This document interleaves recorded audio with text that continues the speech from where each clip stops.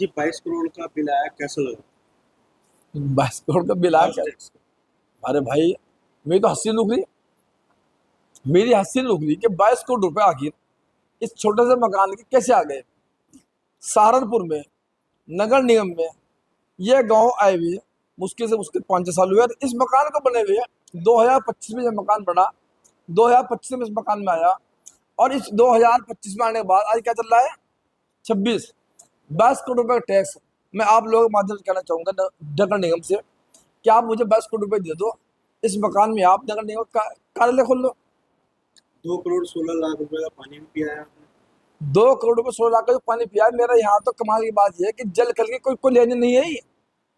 मेरे यहाँ कोई पानी टंकी नहीं है, जो सरकारी पानी टंकी आती है वो टंकी मेरे यहाँ ही नहीं, तो मैंने पानी कहाँ से पी लिया। तो फिर किस तरह का क्या कहेंगे इस चीज़ को आप, जो इतना बड़ा भारी भरकम टैक्स? मैंने अपने वकीलों से बात की, हम कोर्ट जाएंगे और कोर्ट में जाकर नगर निगम से हम हमारे वकील कोर्ट में बात करेंगे। ये कितने गज में मकान है और कितना बड़ा मकान बताकर जो है 22 करोड़ रुपए है, और कितने साल का दिया है इसको? इसको जो उनके उन्होंने नोटिस भेजा है, उन्हें ये नहीं पता कि मेरा मकान कितने गज में है। उन्होंने तो ये बहुत लंबा चौड़ा शायद आधे गांव का रकबा उन्होंने मेरा मेरा मकान बना दिया।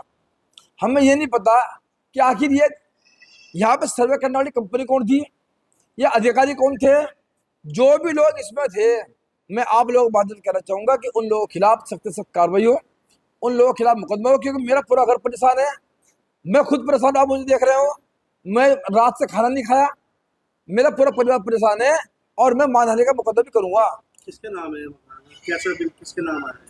ये बात तो नगर निगम बताएगी, ये बात नगर निगम बताएगा कि आपने जो इस मकान पे नोटिस भेजा वो किसके नाम से भेजा, 22 करोड़ रुपए का नोटिस आपने कैसे बना दिया टैक्स का। और जब मेरे यहाँ को पानी की टंकी नहीं है, पानी की टंकी मेरे गांव में भी अभी तक चालू नहीं हुई, तो फिर आप ये बताइए कि पानी का जब आपने बिल बना के 16-17 करोड़ रुपए कैसे भेज दिया। तो निगम ने तो करोड़ों रुपए लगा के सर्वे कराया है, हाउस टैक्स लोगों के घर घर गए हैं तो देखने के लिए कितना घर है क्या है, तो ऐसे कैसे गलत आ गया?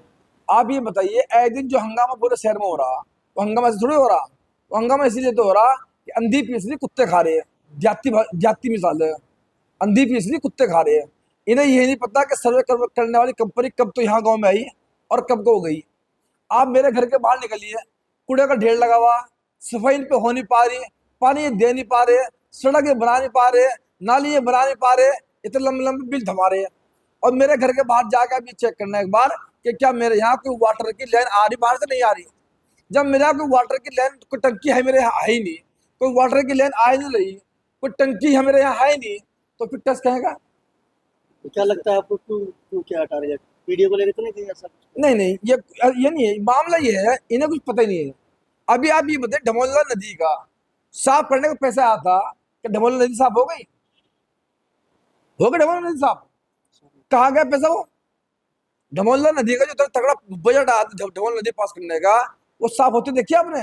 कोई वीडियो हो, कोई फोटो हो, कोई अखबार में हो, बताओ कहाँ है। मैं इसलिए कहता हूँ कि ये कागजी सरकार है, कागजी सरकार, सारे काम कागजों में हो रहे, तमाम भ्रष्टाचार लूट का अड्डा नगर निगम बना हुआ है, इसके अलावा और कुछ नहीं है। नहीं, सीएम ग्रेड की 42 करोड़ रुपए की सड़क तो बनी है पीएम के सामने, अच्छी। अरे भाई, वो तो डीएम साहब है, डीएम साहब के सामने नहीं बनेगी तो कहाँ बनेगी आप? लेकिन आप ये बताइए कि मेरे मकान के सामने इसके 22 करोड़ रुपए का बिल भेज जा, इसके सामने तो नाली बनवा दो, इसके सामने तो पानी टंकी दे दो, यहाँ पे तो सड़क दे दो, यहाँ पे सफाई करो। जहाँ 22 करोड़ रुपए का टैक्स जिस मकान का आ रहा हो, तो वहाँ कैसे लोग रहते होंगे यार, ये तो बताओ मुझे आप। एक्चुअल में कितनी कितनी जगह है आपके मकान? 800 भाई। बताया बताया जाता है ये सीएम ग्रेड की जो सड़क बनी है वो ब्लैक लिस्ट पे ठेकेदार है, फिर दोबारा फिर उसको करीब 20वीं बार ठेका दिया गया है सड़क को बनाने के लिए। देखो, खोदा जाता है, फिर उखाड़ा जाता है, फिर लगाई जाती है, फिर ठेका दिया जाता है, फिर बनाया जाता है। तो स्मार्ट सिटी में आप ये बताइए कितना पैसा अब तक आएगा। स्मार्ट सिटी में अभी जो है धूप से बचाने के लिए पर्दे गिरे गए थे, वो पर्दे कई दिन चले, कहाँ गए पर्दे? वो कहाँ गए वो पर्दे? 32 लाख रुपए में तो अगर टीन शेड भी होते वहां पक्के टीन शेड बन जाते हैं, लेकिन वो 4 दिन पर्दे नहीं चले हरे वाले वहां से वो। लेकिन वहाँ पर तो मेयर और नगर आयुक्त की फोटो के साथ कि हम आपको छाया देंगे, आप धूप में खड़े हो जाते हैं, इस तरह कोई दिक्कत ना हो आपको, राहगीरों को परेशानी ना हो, इसलिए वो लगाई गई थी। हाँ, यही तो वादे हैं। ये वादे तो करते जनता से, लेकिन वादे करते देते कुछ नहीं है।